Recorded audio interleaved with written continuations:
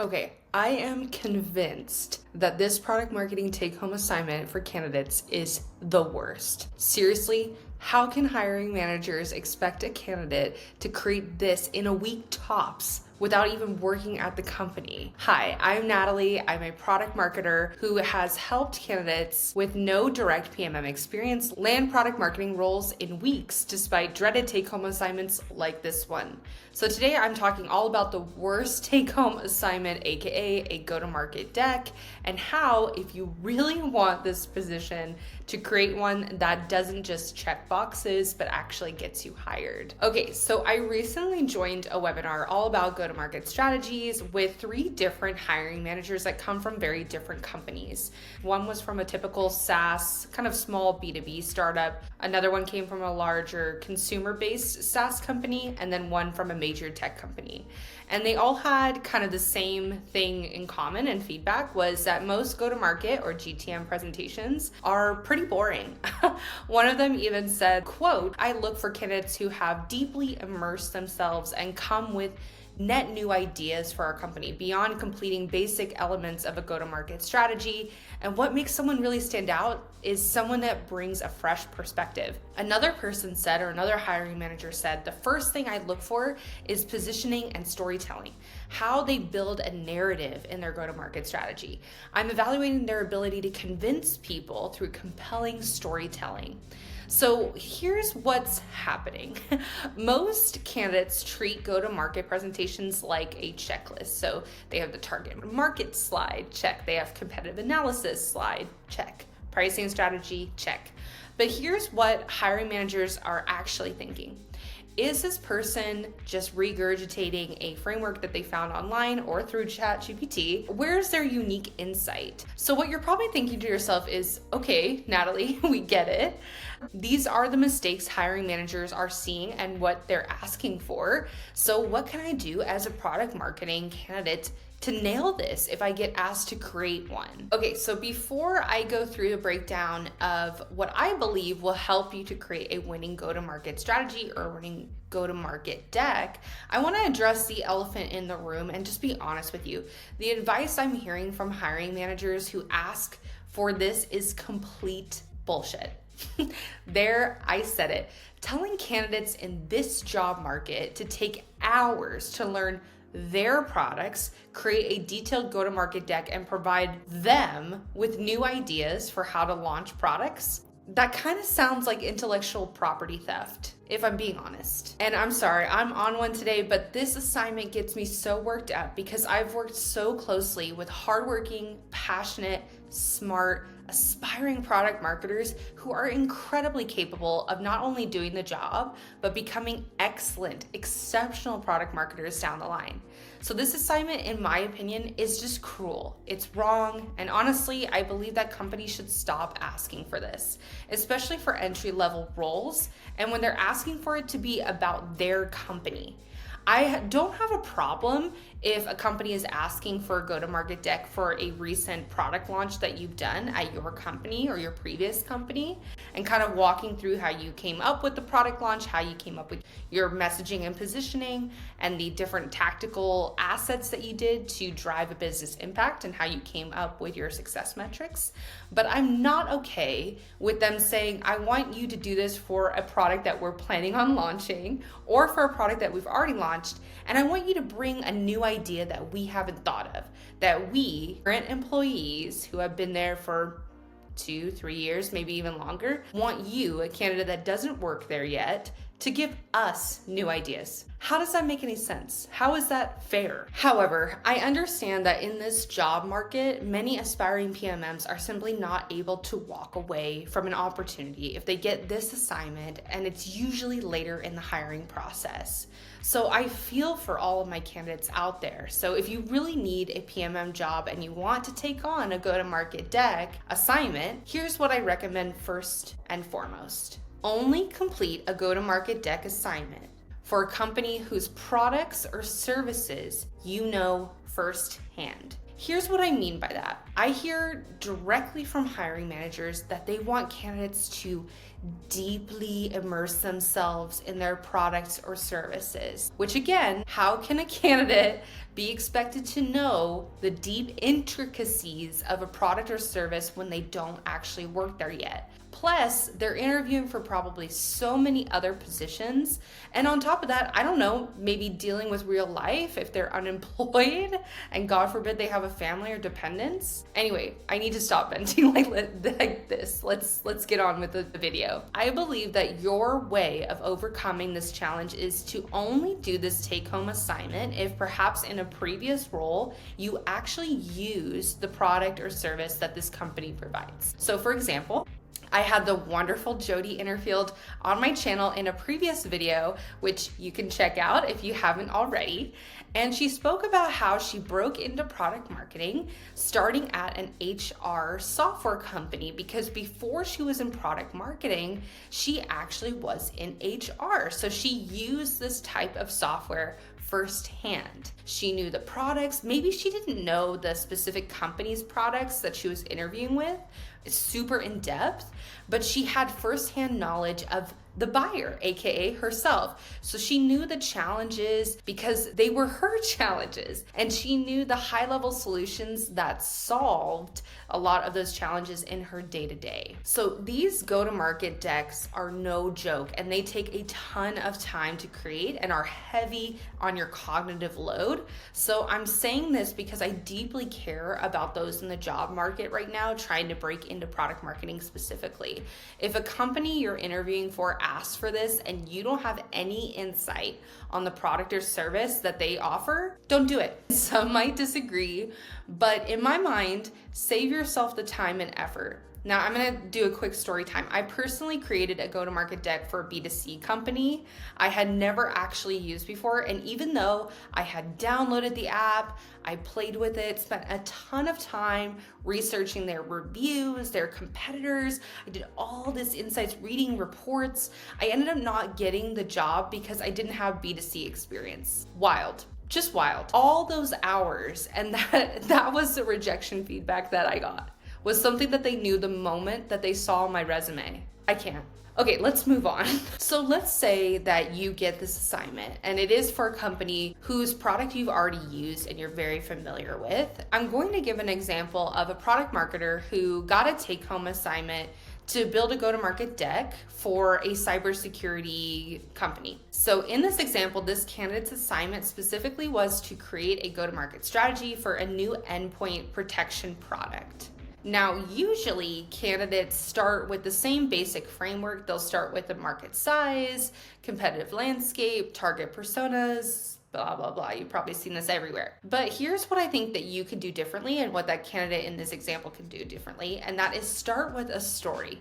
So you can open with a real news story about a healthcare company that got breached through an unmanaged endpoint device. So real company, real consequences, real pain. Even better, in your actual decks, the slides you open with is just a money shot slide of the real consequences of the challenge or problem that you're speaking to. For this example, just showing the actual cost of that security breach for the take-home assignment will really drive that compelling story visually. Then you go into the what if section of the presentation, where you're telling the audience to think differently about this really real challenge. So this breach happened because traditional endpoint security treats every device the same. But what if there was a way to dynamically adjust security policies based on real-time risk? Boom. That's your big new idea right there. Not just our product does endpoint security better, but here's a fundamentally different way to think about the problem. Now, we're in product marketing, right? But this is not new.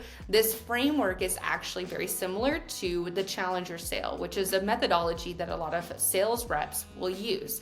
So they talk about the bigger overarching problem, and then they get into thinking differently about that problem. So you're trying to convince the person or the audience that this is a problem that you should care about. There are serious consequences to not caring about this. Now, your next 3 slides really build on that narrative by speaking to how current approaches fail because they're static, the market is moving towards dynamic risk-based security, and our product is the first to deliver this vision at an enterprise scale. So we're just in this example.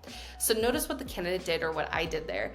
They didn't just describe the features. They positioned their product as the inevitable evolution in this entire category. One of the hiring managers on that webinar that I spoke to earlier said, quote, "I want to see that candidates have gone deep and really understand the implications of their decisions, not just activating tactics." This candidate showed deep understanding by connecting a specific market pain point to a broader industry trend to a unique product positioning.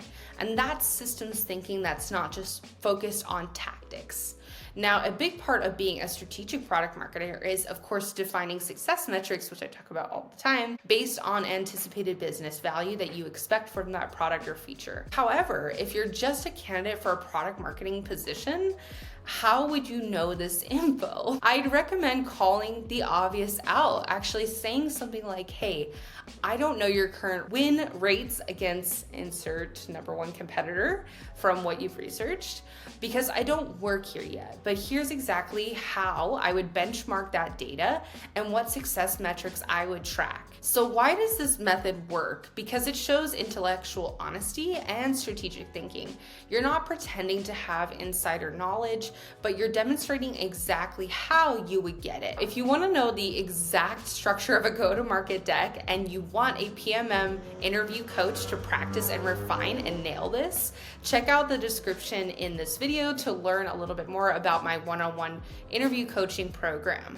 Okay, let's get back into the video. You're probably thinking, okay, Natalie, this sounds great, but how am I supposed to come up with a breakthrough insight about a company I don't even work at? Very fair point. That is a good question. And this is where most people give up and default to generic frameworks. But here's the thing, some of the best insights come from people that are on the outside. They have an outside perspective.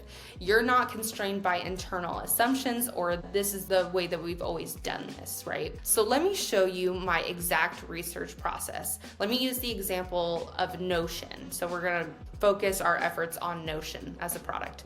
So step 1 is to first, I'm gonna go through and actually use the product, not just sign up, but really use it. I'm gonna create a project. I'm gonna invite team members. I'm gonna try to accomplish real work. Now, while I'm doing this, I'm taking notes on friction points, moments of delight, features that feel kind of half-baked, and really making a note of that. Again, step 2 is all about competitive intelligence. So next I'm going to look at competitors and how they position themselves, not just their marketing copy, but also their actual product decisions. I'm looking for gaps in positioning. Is everyone talking about productivity, but missing knowledge management? Is everyone focused on teams, but ignoring individual creators? Step 3 is community mining. This is one of my favorite areas of doing deep research.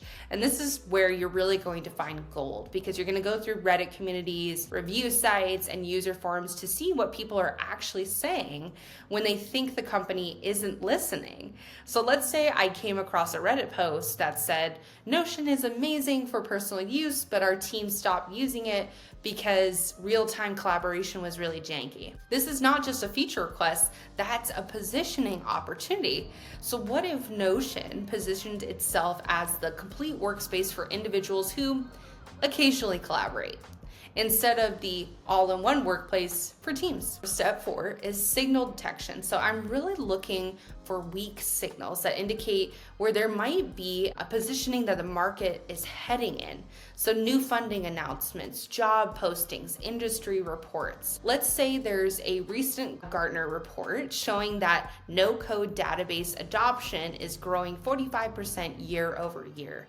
That's a tailwind for Notion, but are they positioned to really capture that market opportunity? Step Step 5 is the insight synthesis. So finally, I connect all the dots into a unique perspective. So maybe it's Notion is positioning as a classic collaboration tool in a world moving towards individual knowledge work. Well, I could also change it to Notion has the best no-code database experience, but markets itself as a note-taking app. The key is finding the disconnect between current positioning and an emerging opportunity. Now, let me show you how to package the research into a presentation that doesn't put people to sleep. So we've covered the narrative structure and the research process, but there's something that no one talks about and I think is really important to cover in today's video, and that is your presentation design can even kill the best insights that you might bring to the table. I've seen brilliant strategies presented so poorly that hiring managers mentally just check out by slide 3. Let me give you some quick design principles that will make your content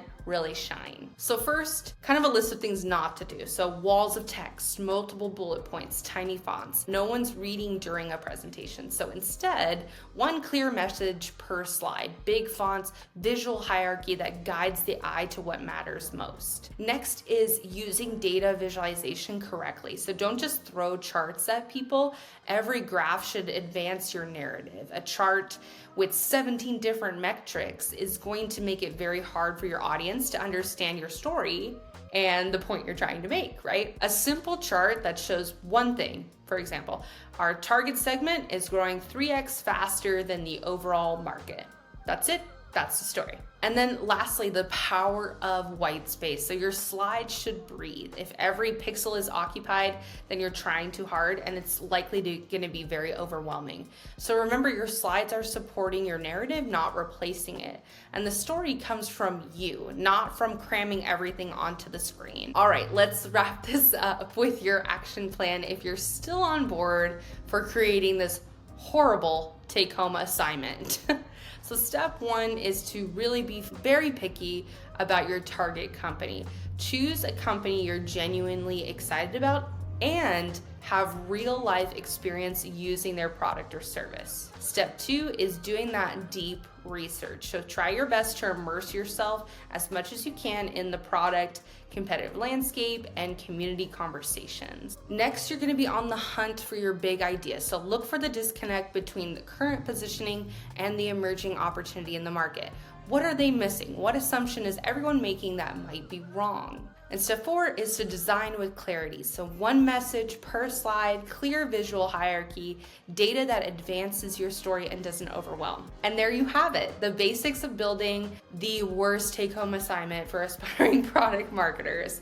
I hope that you take my advice to heart and avoid this if you don't have firsthand knowledge of the product or service that you're applying to market. But if you choose to move forward with this assignment, I really hope this video helps you nail this and get that PMM role. Now, if you're seriously committed to landing your next product marketing role, I have a few ways that I can help you beyond my free YouTube channel. So I do offer one-on-one interview coaching, resume and LinkedIn optimization, and an in-depth course that walks you through everything I've learned in my 7 years being a senior PMM and a PMM leader. You can find all the details in the description below of this video. I hope you found this video helpful again, and check out my product marketing interview series next for examples of good versus could be better answers to common PMM questions. All right, I'll see you over there.